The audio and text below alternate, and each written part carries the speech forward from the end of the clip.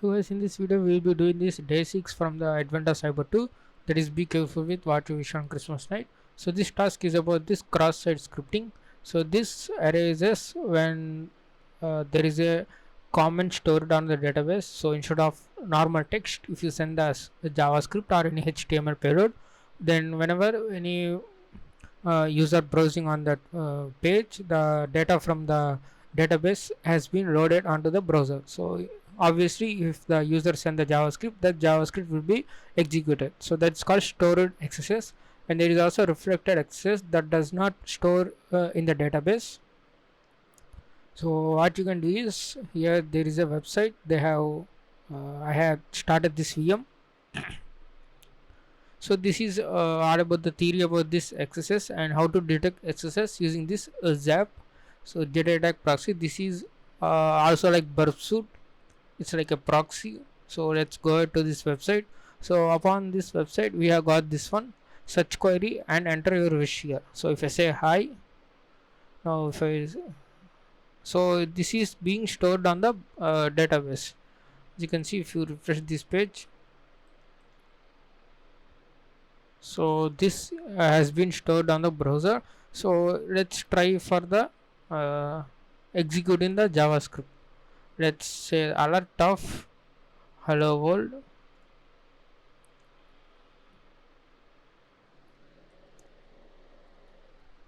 So we are just sending to the database. Let's click on wish, and you can see there is a alert for the hello world. Click on OK. So this is the stored access. Even though if you do not enter anything, we can refresh this page and click on resend. Now still we are getting this hello world pop up, because this is the stored in the database. Whenever we visit this, any user visit this web page, then the script will be loaded onto the browser. So okay, let's go ahead and see the questions. So this one, what vulnerability type was visit text by the application? So this is the stored access. I don't know how to fill in these characters, so let's review that to the end. So what query string can be abused to craft a reflected access? So this one we need to search in the query. Let's say hi, select on wish, you get the hello world. So but in the URL you cannot see the query, that is the query parameter. So I'm going to open the burp suite now.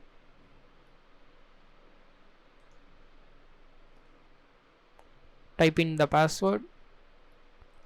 So let's turn on this burp on.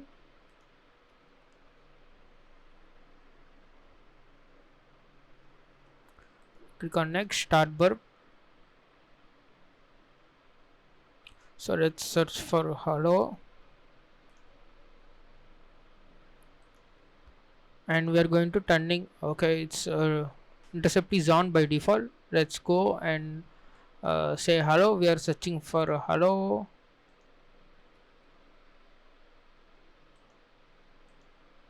So the query string is q.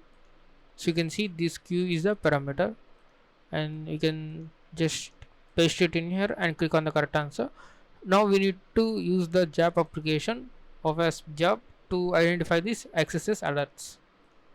Because by default the burp suite does not have automated scanner, so you need to purchase this pro version. So this is the community edition, this does not have the scanner. So I'm going to close this and open this OWASP ZAP. So let's type in ZAP, type in the password.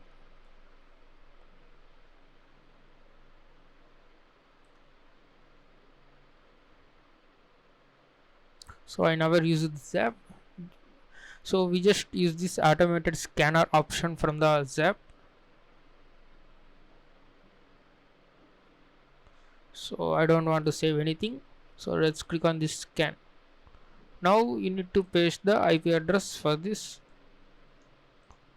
copy and paste.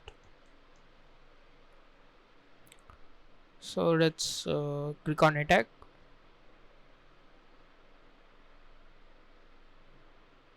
So here this is the option new alerts. So if this will scan for all the directories, and it will there is an alert, then it will increase the alert count. So let it scan. We got the one alert, we got two alerts.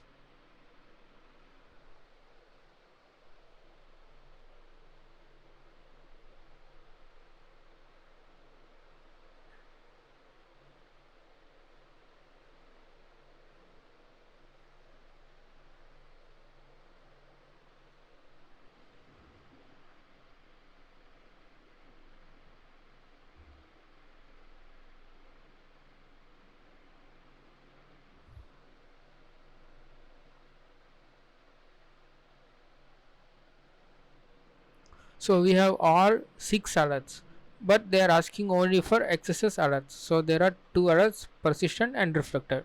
So persistent is also called store. So there are 2 XSS alerts. So that is the 2 is the answer. Explore the XSS alert that Zap has identified. Are you able to alert appear on the Make-A-Wish website? Yes, we have appear the alert hello world on this Make-A-Wish website. So the answer for this is stored cross-site scripting. So this answer is somewhat weird. Hit submit. I don't know what it is. Okay, it's I missed the spelling. So that's all for this challenge day 5 about this day 6 about this XSS vulnerability and how to exploit that. So you can also use the advanced XSS filters like putting the capital S, small c, capital R, small I, etc. You can also check this payload or the things.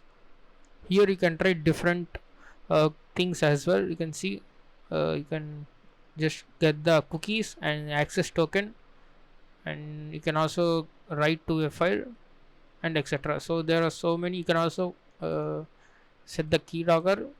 So these are all the ways you can do. Check out this GitHub repository.